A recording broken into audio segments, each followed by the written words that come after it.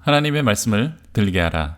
창세기 45장 강해 요셉을 통해 예비하신 예수님의 사역. 창세기 45장은 요셉의 이야기의 클라이막스입니다. 지금까지 요셉이 이집트의 총리라는 것을 숨기고 있다가 자신의 감정을 주체하지 못하고 자신이 요셉이라는 사실을 밝히는 장면입니다. 이 이야기를 통해서 성경은 하나님이 어떤 분이신지 계속해서 반복적으로 우리들에게 말씀해주고 있습니다. 우리도 요셉이 만난 이 하나님을 만나고 알아야 합니다. 때문에 성경이 기록이 되었고 우리가 성경을 읽는 이유입니다. 요셉이 어떻게 잘 먹고 잘 살고 출세할 수 있었는지 알아내는 것이 아니라 요셉과 함께 하시는 그 하나님을 성경을 통해서 만나야 하는 것이죠. 요셉이 고백하는 하나님은 45장 5절에 그리고 7절에 나타납니다. 5절과 7절에 나타난 하나님은 형들의 생명을 구원하시려고 나 요셉을 먼저 보내셨다 이렇게 말씀합니다. 그런데 이 말씀은 또 우리에게도 적용이 됩니다. 하나님께서는 저와 여러분을 구원하시려고 먼저 보내신 분이 있습니다. 바로 예수 그리스도, 우리의 구원자 하나님의 아들을 요셉처럼 우리들보다 먼저 보내셨습니다. 저는 요셉을 통해서 이스라엘 백성을 구원하신 하나님께서 지금도 똑같은 하나님이시기 때문에 예수님을 통해서 우리를 구원하신 하나님이라고 믿습니다. 여러분은 어떤 하나님을 만나셨습니까? 여러분은 성경을 통해 어떤 하나님을 읽어내셨습니까?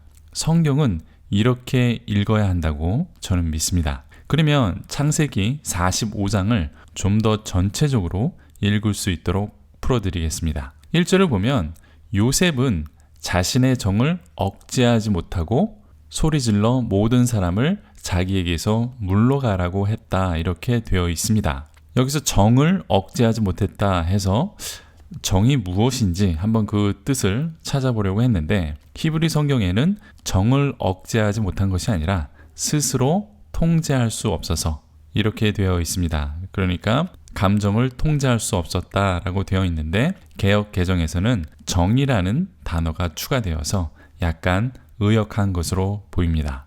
어쨌든 요셉은 자신의 시종들을 물러나게 하고 감정을 억제할 수 없어서 크게 울어 파라오의 궁중까지 들렸다 이렇게 2절에 나타납니다. 그리고 3절에서 아버지의 안부를 묻고 형들이 당황하는 모습이 나타납니다. 그러면서 요셉 이야기의 주제가 5절에 나타납니다. 형들은 악을 도모하고 요셉을 죽이려 했지만 하나님께서는 그것을 선으로 바꾸시고 생명을 구원하시는 하나님이라고 형들에게 알려줍니다. 또 우리에게 말씀하고 있는데 5절 후반에 보면 하나님이 생명을 구원하시려고 나를 당신들보다 먼저 보내셨나이다. 이렇게 기록하고 있습니다. 7절에서도 또 반복이 됩니다. 하나님이 큰 구원으로 당신들의 생명을 보존하고 당신들의 후손을 세상에 두시려고 나를 당신들보다 먼저 보내셨나니 하나님께서 요셉을 구원하시고 요셉의 죽음을 생명으로 바꾸신 목적이 있다 이렇게 말씀하는 것이죠. 중요한 주제이기 때문에 이렇게 반복적으로 말씀하고 있습니다. 성경에서 반복되는 단어들은 눈여겨보셔야 합니다. 요셉을 이집트에 내보내신 분은 형들의 악한 계획이 아니라 그 악을 선으로 바꾸신 하나님께서 요셉을 이집트로 보냈다 이렇게 고백하는 것입니다. 인간이 하나님의 계획과 뜻을 거스리려고 하는 행동도 하나님께서는 하나님의 목적과 뜻대로 바꾸실 수 있는 분이다 이렇게 말씀하는 것입니다. 그리고 이렇게 요셉을 이집트로 보내신 목적이 있다 이렇게 말씀합니다. 하나님께서는 요셉을 이집트로 보내셔서 생명을 구원하려 했다 이렇게 분명하게 5절에 말씀합니다. 또 7절에서도 하나님이 큰 구원으로 당신들의 생명을 보존하게 하려고 보내셨다. 또 당신들의 후손 즉 언약 백성을 이 세상에 두시려고 요셉을 보내셨다. 이렇게 말씀하고 있습니다. 이것이 오늘 요셉 이야기의 핵심 주제입니다. 많은 설교나 요셉의 이야기를 교회에서 들어보면 요셉처럼 꿈을 가져야 한다. 그래야 성공할 수 있다. 요셉처럼 정직해야 한다. 정직하면 당장은 감옥에 갇히는 고통을 받게 되지만 이집트의 파라오에게 연결되는 성공의 발판이 될 것이다. 끝까지 참고 신앙을 지키면 요셉처럼 성공하게 된다. 우리는 이렇게 성공과 잘 먹고 잘 사는 것으로 이 성경을 해석을 합니다. 왜냐하면 우리는 성경을 통해서 성공하고 잘 먹고 잘 살려고 하는 안타까운 그러한 현실 속에서 살고 있기 때문입니다. 하지만 성경의 관심과 성경이 우리들에게 말해주고 싶은 것은 오직 하나님이 어떤 분이신지, 하나님의 계획과 하나님의 백성을 통한 하나님의 그 사역을 말씀해주고 있는 것입니다. 하나님은 구원의 하나님이십니다. 성경은 그것을 우리들에게 말씀하고 있는데 우리의 관심은 성공에 있습니다. 때문에 다시 한번 정리해 드리겠습니다. 하나님께서는 하나님의 택하신 하나님의 백성을 선택하셨습니다. 아브라함, 이삭, 야곱에게 복을 주시고 하나님의 백성을 선택하셨습니다. 그럼 복이 뭐냐? 우리가 원하는 그런 성공은 아닙니다. 하나님의 백성이 된 그 자체가 복이 되는 것입니다. 그러니까 쉽게 말하면 하나님을 알고 하나님과 인격적인 관계, 살아있는 관계를 맺는 것이 최고의 복이라고 말하는 것입니다. 그것이 성경이 말하는 성공이죠. 이러한 복받는 삶의 관계가 언약 관계라고 성경은 말하고 있습니다. 이렇게 하나님을 알고 하나님과 언약 관계가 형성이 되면 축복받는 하나님의 백성으로 살아갈 의무가 주어집니다. 그리고 하나님은 이 언약 백성을 통해서 하나님의 일, 즉 하나님의 사역을 하십니다. 하나님의 사역은 지금도 계속되고 있습니다. 태초부터 시작된 악을 선으로 바꾸시고 악으로 시작된 죽음을 생명으로 바꾸시고 그리고 오늘 말씀처럼 많은 사람의 생명을 구원하시는 그러한 사역을 하시는 것이 바로 하나님이십니다. 이것이 바로 하나님의 사역입니다. 이러한 하나님의 사역이 예수 그리스도를 통해서 완성이 되고 하나님의 나라가 완성될 때까지 지금도 계속되고 있습니다. 이것이 성경의 핵심 주제입니다. 성경은 이러한 주제를 계속해서 말씀하고 있는데 우리는 안타깝게도 계속해서 성공해서 잘 먹고 잘 사는 법만 성경에서 찾고 있습니다. 하나님은 얼마나 안타까우실까요? 지금까지의 요셉의 이야기를 한번 떠올려 보십시오.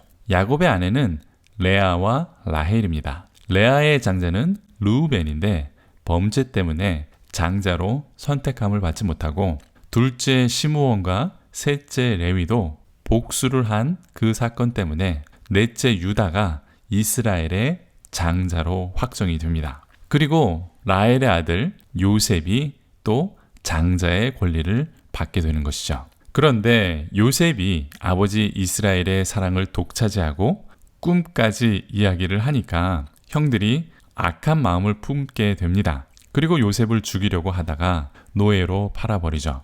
이렇게 요셉의 이야기가 시작이 됩니다. 형들은 요셉에게 악을 행합니다. 또 요셉을 죽이려고 합니다. 하나님의 언약, 장자를 통한 하나님의 축복에 큰 위기가 생겨났습니다. 하나님의 말씀이 이루어지지 못할 위기에 처한 것입니다. 그렇지만 성경은 하나님께서 이 악을 선으로 바꾸시고 죽음을 생명으로 바꾸셨다.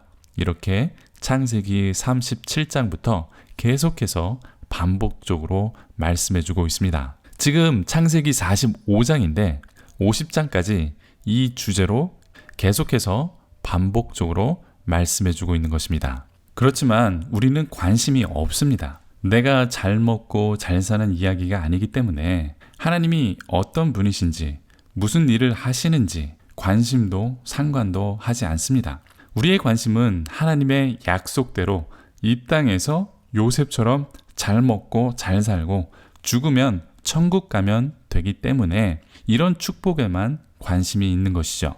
하지만 성경은 하나님이 어떤 분이신지 계속해서 반복적으로 말씀하고 있습니다. 왜냐하면 이것이 제일 중요한 것이기 때문입니다. 요셉은 하나님이 어떤 분이신지 알았기 때문에 보디발의 집에서 충성을 다하여 섬겼습니다. 출세하고 잘 먹고 잘 살려고 충성한 것이 아니었습니다. 하나님이 어떤 분이신지 알았기 때문에 충성한 것입니다. 하나님은 악을 선으로 바꾸시고 죽음을 생명으로 바꾸시는 분이라는 것을 알았습니다. 그리고 많은 백성의 생명을 구원하시려는 하나님의 사역을 잘 알고 있었습니다. 창세기 50장에서 요셉의 이야기의 결론은 이렇게 말씀하고 있습니다. 당신들은 나를 해하려 하였으나 하나님은 그것을 선으로 바꾸사 오늘과 같이 많은 백성의 생명을 구원하게 하시려 하셨나니 이렇게 되어 있습니다. 그러니까 요셉을 통하여 악을 선으로 바꾸시고 많은 사람들의 생명을 구원하시려는 하나님을 알게 되었다는 것입니다. 처음에는 하나님을 잘 알지 못했지만 이 모든 것을 이루시는 하나님을 알게 된 것이죠. 하나님을 모르는 죽을 수밖에 없는 사람들을 구원하시기 위하여 그들의 죽음을 생명으로 바꾸시는 하나님을 알게 된 것을 이렇게 고백하고 있습니다. 요셉을 통하여 계속해서 하나님께서는 사역을 하고 계셨습니다. 처음으로 이집트의 친위대장 보디발의 집안을 축복하시고 보디발의 집안이 하나님을 알 수 있도록 하셨습니다. 또 요셉이 이집트의 총리가 되어서 온 이집트가 축복을 받고 하나님을 알 수 있도록 하셨습니다. 그리고 7년의 기근으로 인하여 이집트 주변 나라와 민족들이 죽을 수밖에 없었지만 그 죽음을 요셉을 통해서 생명으로 바꾸셨습니다. 그리고 이집트 주변의 모든 나라들이 하나님이 어떤 분이신지 알게 하셨다는 것입니다. 요셉의 형들은 악을 행하고 죽음을 선택했지만 하나님께서는 악을 선으로 죽음을 생명으로 바꾸셨습니다. 이러한 하나님의 사역은 태초부터 지금까지 계속되고 있는 것입니다. 아담과 하와는 선 대신 악을 선택하고 생명 대신 죽음을 선택했습니다. 모든 인류는 아담과 같이 악을 선택하고 죽어야 했습니다. 하지만 예수님께서 이 땅에 오셔서 우리의 죄와 우리의 죽음을 대신하여 예수님의 생명으로 그 값을 치렀습니다. 이 예수님의 피값으로 우리는 죄에서 선으로, 죽음에서 생명으로 옮겨진 것입니다. 이것을 복음이라고 말하는 것입니다. 하나님의 이러한 사역은 성경 전체에 흐르고 있습니다. 예수님을 통하여 완성된 이 하나님의 사역은 신약 성경에 기록되어 있습니다. 이러한 이야기가 성경입니다. 하나님의 사역은 우리가 관심을 갖던 관심이 없건 지금도 계속되고 있습니다. 이 하나님의 사역에 우리는 반드시 동참해야 합니다. 요셉의 이야기를 통해서 하나님이 어떤 분이신지, 하나님의 백성은 무엇인지, 또 하나님의 사역은 무엇인지 이렇게 잘 나타내주고 있습니다. 오늘 본문의 말씀, 주제의 말씀을 다시 한번 읽어보겠습니다. 창세기 45장 7절입니다. 하나님이 큰 구원으로 당신들의 생명을 보존하고 당신들의 후손을 세상에 두시려고 나를 당신들보다 먼저 보내셨나니 하나님께서 우리를 구원해 주시려고 죄악과 죽음을 선택한 우리를 구원해 주시려고 우리들의 생명을 보존해 주셨다. 이렇게 말씀합니다. 당신들의 후손, 즉 이스라엘 백성들을 하나님의 백성으로 이 땅에 두셔서 저와 여러분까지 하나님의 백성이 될 수 있도록 계획해 두셨다는 것입니다. 그래서 나를 당신들보다 먼저 여기 이집트 땅에 보내서 하나님의 백성에게 죽음 대신 생명으로 바꾸어 주셨다는 것입니다. 그리고 예수님을 우리들보다 먼저 보내셔서 우리의 죄악과 죽음을 의로움과 생명으로 바꾸어 주신 것이 바로 하나님의 사역입니다. 지금도 이 하나님의 사역은 계속되고 있습니다. 저와 여러분을 요셉처럼 먼저 보내셔서 우리의 형제 자매, 친구와 이웃의 큰 구원으로 생명을 보존하시려고 말입니다. 이렇게 하나님을 알고 하나님과 언약 관계 안에 있으면서 하나님의 사역에 참여하는 자에게 주어진 것이 축복입니다. 18절과 20절에 보면 이집트 땅의 좋은 것을 너희에게 주시겠다 이렇게 말씀합니다. 왜냐하면 하나님께서는 우리를 축복하시고 그 축복으로 세상 모든 민족을 함께 축복하는 것이 하나님의 사역의 일부이기 때문입니다. 아무것도 아닌 너희들이 어떻게 이렇게 좋은 땅을 가졌니? 어떻게 이렇게 큰 축복을 누리고 살고 있니? 아, 하나님께서 너희를 축복하고 계시는구나. 하나님께서 악을 선으로 바꾸시고 죽음을 생명으로 바꾸셨구나. 나도 그 하나님과 함께하고 싶다. 나도 그 하나님을 알고 싶다. 나도 그 하나님의 축복 안으로 들어가고 싶다. 이렇게 하나님의 백성으로 하나님을 알지 못하는 백성들까지 축복해 주시는 것이 바로 하나님의 사역이라는 것이죠. 예수님께서 우리를 하나님의 백성이 되게 해 주셨습니다. 예수님께서 믿지 않는 모든 분들에게도 이런 축복을 누리게 해 주실 것입니다.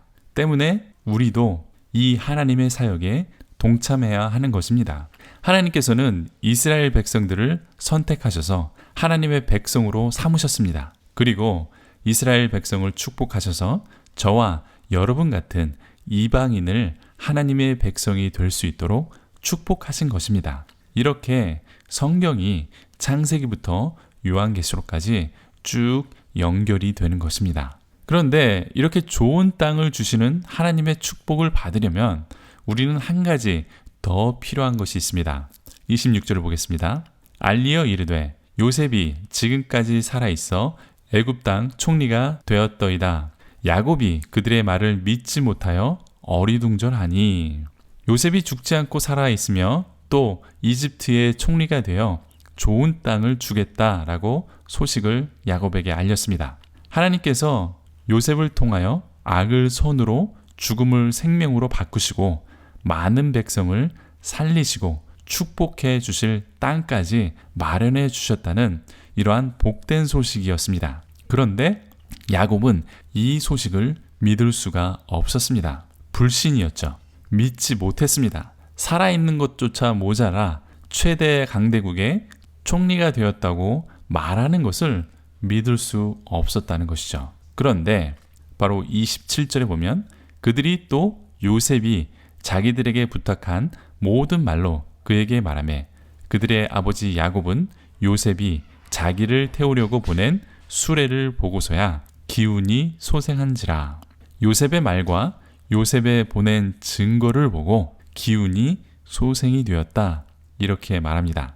기운이 소생이 되었다라고 번역된 히브리어 단어는 살게 되었다, 생기를 얻었다, 회복이 되었다, 생명을 얻게 되었다라는 뜻입니다. 다시 말하면 야곱이 믿음이 없는 불신이었을 때는 26절에 어리둥절했다라고 했는데 멍해졌다, 망연자실하게 됐다라는 뜻입니다. 그런데 믿고 나니까 27절에 살게 되었다라는 것입니다. 그러니까 믿음을 통하여 죽었던 마음이 살아났다는 것입니다. 하나님께서는 이렇게 믿음으로 죽음에서 생명으로 옮기시고 축복의 땅을 주셨다라고 말씀하고 있습니다. 즉, 우리도 믿음을 통하여 하나님의 백성이 되는 축복으로 들어갈 수 있게 길을 열어주신 것입니다. 예수님께서 죽음을 생명으로 바꾸신 분이며 우리를 위하여 죽으셨다 다시 부활하신 하나님의 아들이라는 것을 믿으면 영생을 얻게 된다는 것입니다. 우리의 답답한 죽은 영이 다시 살아나게 될 것이라는 것입니다. 야곱이 믿음으로 생명을 얻게 된 것처럼 우리도 예수 그리스도를 믿음으로 생명을 얻게 되는 것입니다. 이것이 하나님의 사역이고 창세기부터 예비해 주신 하나님의 말씀이고 계획입니다. 이렇게 창세기 45장은 하나님이 어떻게 이스라엘 백성들을 축복하셨고 이 축복을 받을 수 있는 길은 바로 믿음이라는 것으로 또 우리들에게 말씀해주고 있습니다. 저와 여러분은 우리보다 먼저 보내신 예수님을 믿음으로 악에서 선으로, 죽음에서 생명으로 옮겨지는 축복을 누리시길 간절히 축원드립니다. 아멘. 도움이 되셨습니까? 질문이나 다른 의견 있으시면 댓글을 달아주십시오. 또 구독과 좋아요도 부탁드립니다. 격려의 댓글 달아주시는 하나님을 사랑하시는 구독자 여러분들께 다시 한번 감사드립니다.